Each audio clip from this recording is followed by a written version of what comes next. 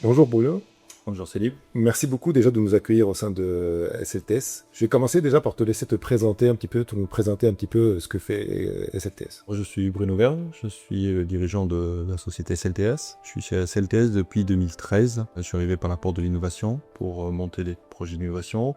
En 2014, j'ai pris la direction du bureau d'études. Comme ça, j'avais déjà étendu mes fonctions au commerce. Et puis en 2018, j'en ai pris la direction générale. SLTS, c'est une société qui produit des produits sur plan, bien sûr, souvent, ou sur spécification, pour des grands donneurs d'ordre, de l'aéronautique, du ferroviaire, de la défense.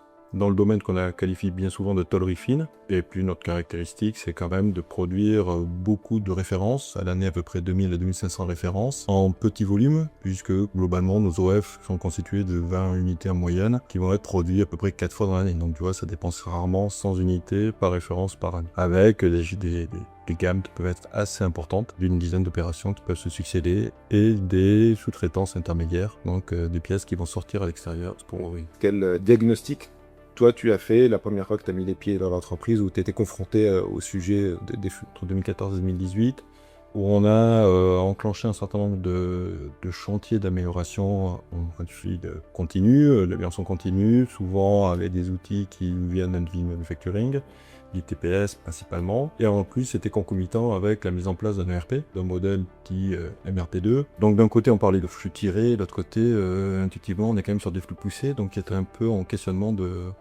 ça. Pendant 4 ans, on a financé, investi dans des chantiers d'amélioration avec un certain nombre de consultants, avec aussi l'impulsion de nos clients, principalement de l'aéronautique. J'avais l'impression qu'on était plus sur de l'amélioration locale et que factuellement, autant ces chantiers devaient nous permettre d'obtenir de bons taux de service, de bons rendements de qualité, et on observait de plus en plus de retard, de plus en plus d'engorgement, et une productivité qui factuellement se dégrade. Donc j'étais en plein questionnement de me dire, est-ce que ce sont des bons modèles, ou est-ce que ces modèles, je le disais peut-être improprement au départ, mais est-ce qu'ils viennent pas d'automobile et qui sont pas forcément adaptés à la petite série que je viens de te décrire. Là, le premier constat que tu fais, que tu dis, il y a une différence entre ce qu'on peut entendre, ce qu'on peut voir dans les pratiques du lean management, du lean manufacturing, dans l'automobile, et le cas SLTS. Oui, j'avais l'impression qu'on voulait faire entrer un rond dans un carré ou des merciements et que c'était pas forcément adapté. Pour autant, ce sont souvent des outils de bon sens qui peuvent forcément apporter de l'amélioration, mais il manquait certainement quelque chose puisque dans les faits, on livrait toujours de plus en plus en retard et les lead time étaient de plus en plus longs.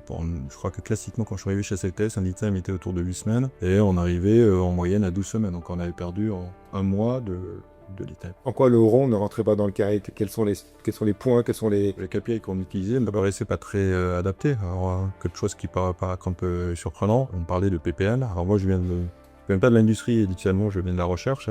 Je suis ingénieur docteur. Mon approche, elle n'a pas été forcément très industrielle. Dès le départ, je me suis questionné de la sensibilité de l'indicateur. Qu'est-ce qu'un PPL signifie? Quand vous livrez 100 pièces à l'année, si vous en comptez une, vous êtes à 10 000 ppm. Donc c'est un peu compliqué de tenir le demi ppm. Est-ce que tu peux nous décrire un petit peu comment tu as découvert cette logique de flux, cet intérêt pour le flux? En 2018, on est quand même en forte croissance, notamment l'aéronautique, le bien d'équipement, ce qu'on fait le bien d'équipement, enfin l'industrie en général, la production de machines industrielles porte le chiffre d'affaires de SLTS, une porte croissance. On est engorgé, on est en retard. Je reprends la direction générale et puis je m'intéresse du coup à libérer un maximum d'encours de production. Première chose, j'ai besoin de caractériser. Moi, j'ai besoin de mesurer. Donc, je mets sous monitoring le flux industriel. De façon peut-être un peu impropre, je tâtonne un peu. Donc, je mesure des temps d'attente à chaque poste, de charge, et je vois leur dynamique. Et je me dis, bon, c'est pas très lisse. Je fais des vagues. Et intuitivement, je me dis, il faut quand même qu'on ait un flux le plus lisse possible. Donc, quels sont les éléments régulateurs qui vont me permettre de lisser? On m'a fortement conseillé de rencontrer un énième consultant. J'étais pas forcément très enthousiaste au départ parce que jusqu'à présent, c'était souvent des consultants qui me recrachaient du manufacturing et donc d'amélioration continue, mais je voyais pas en quoi ces outils allaient m'aider à réguler mon flux. Et puis, je suis ici, il m'a parlé de limite de fluide. Donc, ça me parlait un peu plus. Et je suis donné un peu de mon temps, du coup. Très bien. Et il m'a fait découvrir la théorie des contraintes. C'est la première fois que j'ai entendu parler de la théorie des contraintes, du but, et puis de Philippe Maris. Donc je vais commencer à lire au but. J'avoue que les 100 premières pages vont être un peu compliquées, parce que moi je suis un technique, et donc il faut quelque chose de concret et pas de romancé. Je me suis rabattu très rapidement sur le management par les contraintes de Philippe Maris, et à partir de ce moment-là, j'ai commencé à mesurer, à mettre des points de mesure un peu partout sur mon flux pour voir les fluctuations de charges que j'avais en entrée de mes postes de charge. Est-ce que tu peux nous décrire un petit peu la phase d'avant et d'après? En quoi la théorie de contrainte selon toi, une vraie plus-value? Une fois qu'on a identifié les fluctuations et qu'on a vu quel était vraiment le boulot et un boulot structurel, et qu'on a choisi, parce que souvent on était confronté quand même des boulots flottants, puisqu'on était dans une approche d'adéquation charge-capa assez parfaite un peu partout, donc dans ce cas-là, le boulot peut être flottant. On a suivi un peu les recommandations de Philippe Marès qui plutôt conseille de choisir le bon déséquilibre de faire l'usine. Très important que tu viens d'évoquer là, c'est choisir le bon déséquilibre. Est-ce que tu peux détailler un petit peu plus? Si le marché est là, après on a forcément un boulot d'étranglement dans le flux de production, on l'identifie, et tant qu'à faire, il faut qu'il reste le plus stable possible pour ne pas avoir à changer tous les 4 matins le mode de gestion. Oui, c'est ça, en cela que c'est le bon équilibre. Le bon équilibre aussi, le boulot, bien souvent, c'est un boulot de capacité. Mais on peut avoir d'autres contraintes qui s'ajoutent à ça, notamment nous, dans la soudure, puisque c'est notre boulot d'étranglement, on va avoir des qualifications, des contraintes sur les qualifications opérateurs, que à un instant T, on peut être capacitaire, mais pas avec les bonnes qualifications. C'est une contrainte supplémentaire, plus la variabilité, la variation de charge. Le mix produit étant très fort, on peut être à un moment donné sur un OF à 4 heures et puis un autre à 50 heures. Donc on s'est dit, cette contrainte est particulièrement difficile à gérer, oui, on va la protéger, ça va néanmoins notre boulot. On a parlé du boulot, les postes en amont. Il fallait qu'ils soient en surcapacité. Ça, c'est une approche que j'ai découvert en m'intéressant au fil d'attente, à la théorie des files d'attente. Et quand j'ai creusé ce chapitre-là, je me suis aperçu qu'en fonction de la variabilité, même sans variabilité, il est préférable d'avoir 20% de surcapacité. J'en ai même rajouté parce qu'on a une variabilité qui est un peu plus forte. Il faut monter un peu notre surcapacité pour pas être dépendant justement et des aléas ou sont désensibilisés. Et comme ça, ça nous fait avoir un flux beaucoup plus rapide, un lead time beaucoup plus rapide depuis le début de la gamme jusqu'au bout. Je m'arrête vraiment sur ce point-là parce que sur le papier, c'est excellent. Le fait de dire que j'accepte d'avoir de la soft capacité. Moi, ma question, c'est comment ça a été pris sur le terrain. Quand on dit que par exemple on rajoute 20%, c'est une journée sur 5 où l'opérateur il attend le travail. Mais c'est soit ça, soit on va payer des heures supplémentaires et de l'intérim. Donc les taux horaires vont augmenter à plus de 25% ou des 50% et avoir des clients qui sont insatisfaits. Donc en fait, ce qu'on va gagner en faisant une bonne adéquation charge-capa, on va le perdre en trésor parce qu'on va stocker, on va perdre en lead time et les lead time vont continuer à augmenter. Un truc tout bête, hein, mais c'est un peu comme la file d'attente chez le médecin. Vous pouvez y aller le matin que le soir. Quand on arrive le soir, on a plein de monde et on sait intuitivement qu'on va mettre du temps à passer. Là c'est pareil, on a beaucoup d'encours, le délai va être long. De plus en plus long et la trésor va être de plus en plus construite. Est-ce que tu peux revenir un petit peu sur les résultats suite à la mise en place de batteries de contraintes? Les premiers résultats qu'on a pu mesurer, assez immédiats, c'est une réduction de nos encours. Concomitant à ça, une amélioration de notre trésorerie. On a fait des gains de trésorerie de 500 000 € sur la première année. Même, je pense qu'on est monté à pas loin de 900 000 € sur les 3 ans. Donc ça, c'est la première chose qui est assez intéressante. La deuxième, c'est quand même un peu plus de productivité. Alors, quand je parle de productivité, moi, je la mesure en tant que masse salariale que j'ai rémunérée sur le chiffre d'affaires produit. Et ça améliore à peu près de 10 à 12% ce ratio. Et donc, ça veut dire que je consomme finalement moins d'heures supplémentaires, moins d'intérim, moins de renfort de personnel pour une production plus importante. Et enfin, quand même, quelque chose qui est très intéressant et qu'on a pu voir là cette année, c'est que nos OTD sont passés régulièrement au-dessus de 90% malgré la variabilité dont je te parlais en termes de besoins, en termes de process, parce qu'on a un mix produit très important. Hein. Donc toutes ces variabilités ne dégradent plus notre TD aussi fortement que dans le passé. On arrive à atteindre régulièrement plus de 90% de TD. Et même quand les prévisions de nos clients sont fiables, et c'est malgré qu'on ait des sous-traitances intermédiaires, on arrive même à 100% d'OTD. Donc une satisfaction client qui se ressent, ils sont moins présents chez nous quand même aussi pour voir où on en est de nos livraisons. Et puis une prise de commande qui s'est fortement améliorée, hein, qui aujourd'hui nous conduit à avoir 10 à 15% de croissance. Je pense que tout ça est assez lié. Et puis moi, ce que je voulais mettre aussi en place, c'est une gestion industrielle qui soit pérenne et qui se fasse dans la souplesse. Ce qui nous a permis en fin de compte, réussir à passer la semaine des 4 jours, ce qui nous rend un peu plus attractif aussi pour embaucher de nouveaux personnels. On sait bien que l'industrie, le problème de l'industrie aujourd'hui, c'est de trouver de nouveaux talents chez les jeunes. Et donc, quand on arrive avec un argument supplémentaire de la semaine des 4 jours, parce qu'on a réussi à avoir cette souplesse opérationnelle, ça nous permet d'embaucher des jeunes, des moins jeunes d'ailleurs. Hein. En tout cas, on peut faire le choix du personnel qu'on veut prendre. Tu étais venu à faire une formation sur la théorie des contraintes. Et dans la formation, nous, on déroule un jeu pédagogique, c'est l'équivalent du jeu d'allumettes dans le but.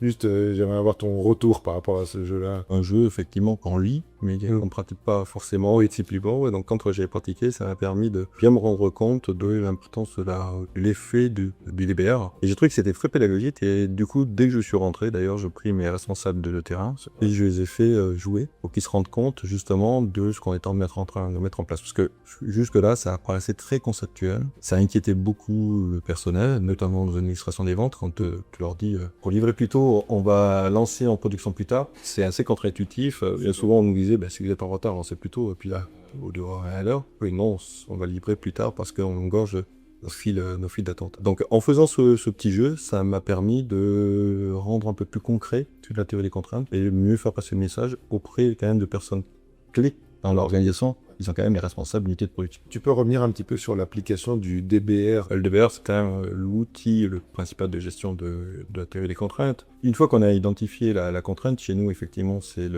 la soudure, comme je te le disais. On va imaginer le stock en cours qu'il nous faut pour protéger ce boulot. Et on va aller tout de suite lancer les OF qui vont continuer à le constituer en fait continu. Mais il faut garantir un temps de passage entre les deux le plus régulier possible. Et donc, il ne faut surtout pas se créer de goulot intermédiaire. C'est pour ça que je disais tout à l'heure qu'il nous faut 20% de surcapacité, voire même 30% de surcapacité sur les postes intermédiaires qui sont non goulot pour garantir un flux continu. Donc finalement, le DBR, c'est la constitution d'un buffer. C'est bien le goulot qui rythme la production et le R d'Europe, c'est bien un flux tiré puisqu'on va aller tirer de la charge qu'il nous faut pour alimenter le buffer des boulots. Parce que tu l'as vécu réellement sur le terrain, tu as vu les résultats. Je peux t'assurer que c'est le fait de dire à un certain moment, j'arrête de lancer parce que j'en ai assez, c'est pas un acte managérial qui est simple. Il faut l'accepter, il faut l'expliquer aux équipes. Comment vous l'avez vécu, comment les équipes ont accepté l'idée de, il faut pas que j'en ai à pléthore autour de ma machine pour que je sois productif. C'est vrai que ça a été compliqué.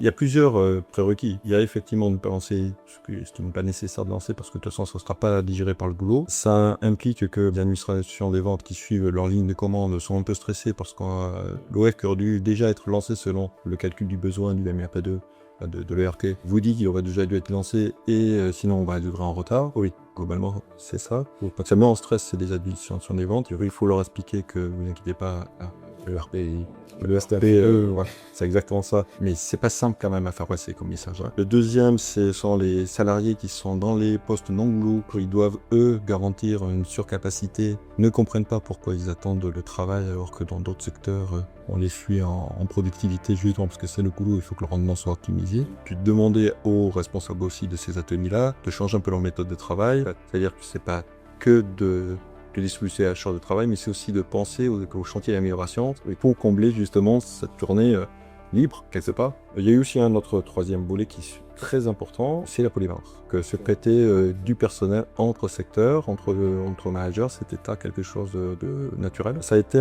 quelque chose qu'on a travaillé sur le long terme. On les a déjà désensibilisés à des indicateurs de productivité. Je ne suis plus le TRL, je ne suis plus l'efficience soft, bien sûr, c'était l'aventure. Un poste au boulot, oui, évidemment, quand je dis vérifier que les ressources sont bien employées, mais sinon on va perdre du temps et puis s'adapter en fonction des besoins du personnel et bien sûr au regard de leur polyvalence. Donc ça c'est quelque chose qui a été fait dans le temps. La transformation culturelle c'est la plus longue. Là on en est à peut-être 4-5e année, c'est pas encore complètement acquis. Très bien. Faut persévérer, c'est sûr.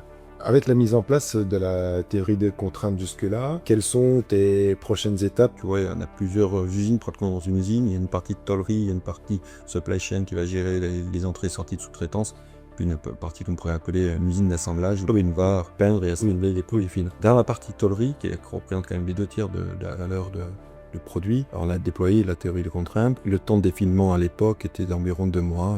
Aujourd'hui, on tend plutôt autour de 2 semaines, mais je suis convaincu qu'on peut descendre à entre 5 et 7 jours. Donc ça, c'est ma prochaine étape. Et puis, aujourd'hui, l'ordonnancement, le service ordonnancement, ils interagissent sur les flux, c'est eux qui payent les flux. Ce que j'aimerais, c'est qu'en grande partie, la majorité des flux soient pilotés par le terrain, un peu à la méthode du Kanban. Et je pense que je vais essayer d'hybrider la théorie des contraintes avec ce qu'on appelle aujourd'hui le QRM, qui me paraît être un modèle qui est assez adapté aussi à des environnements avec une très grande variabilité, oui, faible volume de production. Oui. Bon, sans certitude, je suis encore en mode explorateur, mais je pense que c'est peut-être une des clés qui me permettrait de gagner encore en délai, parce que mon but, c'est de réduire encore davantage les en cours. C'est la mais toujours réduire les encours.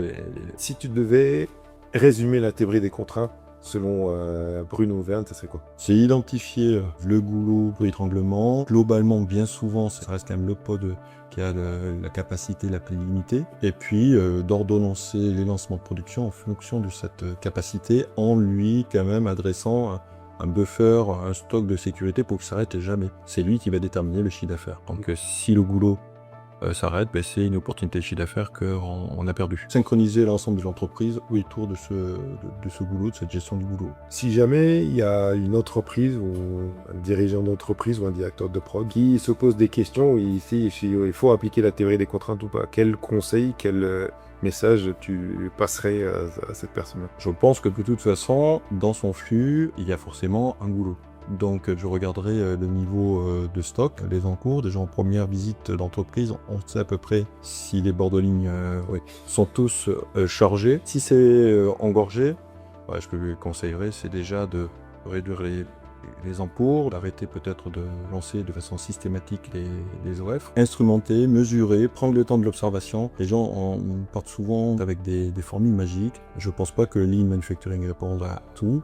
Il répond pas, en tout cas moi j'ai pas trouvé de solution dedans sur la régulation des flux. Et donc la théorie de croissance, je trouve que c'est une très bonne porte dans l'entrée pour déjà penser à réguler un flux en fonction d'une contrainte, parce qu'il y en a fait toujours une, ou alors on a un problème de marché. Merci beaucoup, merci Boris. Peut-être à bientôt. Au revoir.